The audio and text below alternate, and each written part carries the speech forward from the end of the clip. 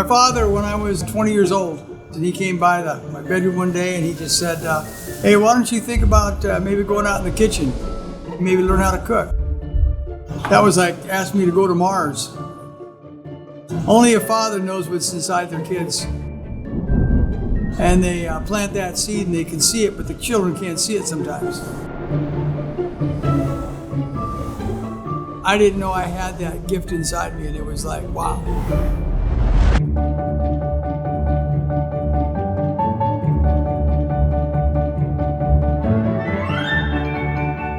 It was just the idea of creating stuff and then seeing it. It's how you carry yourself as a pastry chef. There's that character and that integrity. A lot of discipline, a lot of patience.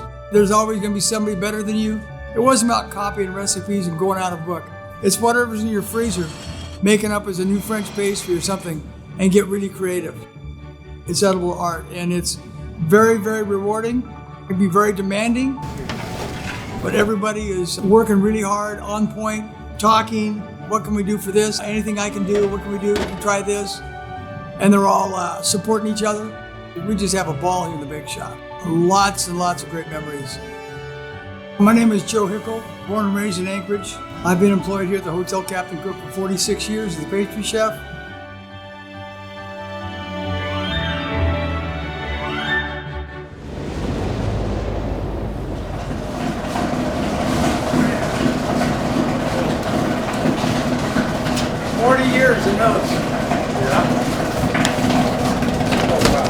Here's the very, very beginning. We started there in the lab. It was Anchorage Community College. As soon as I saw this one cake, a wedding cake, I go, man, I want to be able to do that. The master pastry chef out there, my old friend, Carl Ide, took me under his wing, and that's how I got started. It was so much fun. Wearing your white uniform, going to class, learn how to make up cakes, make some breads, some Danish donuts, French pastries. I saw a gingerbread house on Spinard Road at this old store called Piggly Wiggly, 1960, 1959, when I was 5 or 6 years old. And the gentleman who was in the back that I didn't know till later on was Carl Ide. He was working as the baker there at Piggly Wiggly. And then when I decided to take up residence here in the hotel as a pastry chef, I said, hey, I'm not just going to make a gingerbread house, I'm going to make a village. And that's how it all started. My daughter was born May 28th, my oldest daughter Marina, and the village is named after her because I wanted to name something after my oldest and my first daughter. 1978, 3x5, just big enough to get out the bake shop door. I rolled it up across from front desk against the rock wall, and people were taking pictures. People thought it was really cool. It was a humble thing. I mean, I think the roof came down after about a week because I used the wrong icing, and then they had to fix it. I knew it was always going to get bigger and bigger and better and better.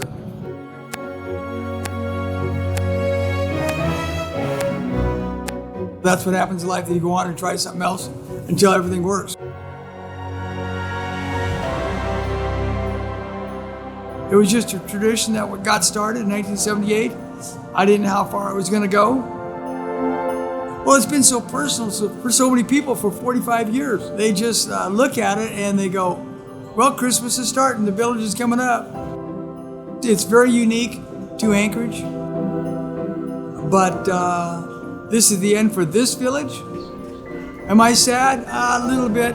It's not going to hit home probably another 2 or 3 weeks how much this meant to a lot of people.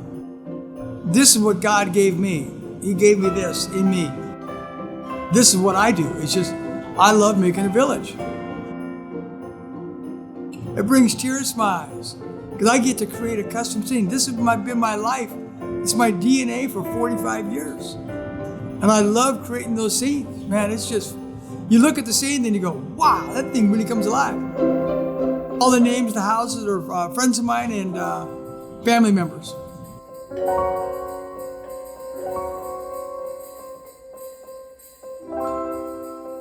My father came up in 1942, 37 cents in his pocket, from Claflin, Kansas, and he had a vision, he had a dream, he saw the opportunity up here, and he went for it.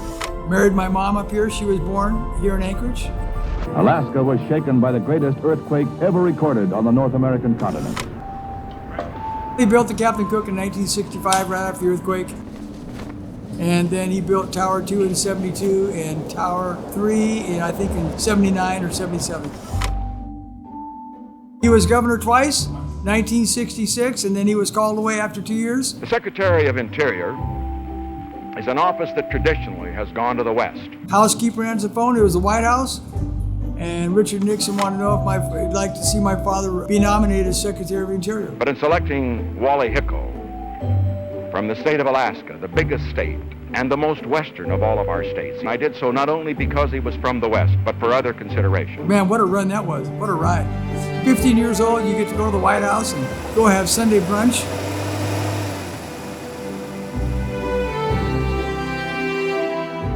He was so proud of it. Here he is, a former contractor, builder, building $1 million places, and I'm down there in the lobby building gingerbread houses. He loved it. He'd walk by and say, "That's my boy. I'm really proud of him. There's nothing like it in the world." This guy, he was like a little kid. That was my dad.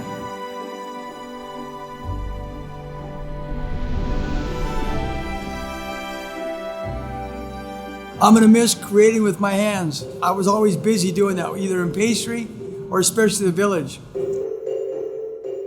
I used over 1,000 pounds just of powdered sugar, 1,135 pounds of icing on the table, 250 pounds of chocolate, and I couldn't tell you how much gingerbread is on there.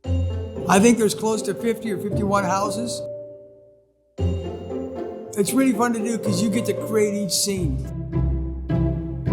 My wife's name is Marlene Hickel. She's a nurturer and really loves on people. And so I put her house up there in the corner of the village. She got the best piece of real estate.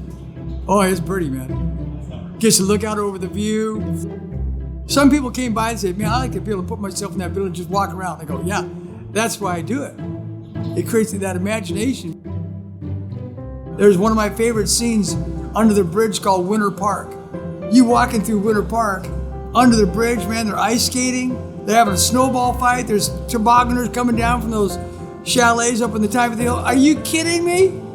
It's the best. We created a lot of desserts over the years, mostly good and some failures. And God, the craziest thing about it is, I'm not known for nothing else but gingerbread.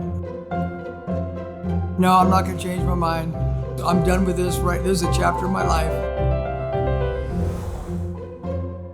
Well, when you know in your spirit, it's done, it's done. I tell people this has not been work. This was fun. I was looking forward to doing this thing. This is history in the making here. Ready? History making after 45 years. Ready? The last demolition. What a ride. Yeah. Okay.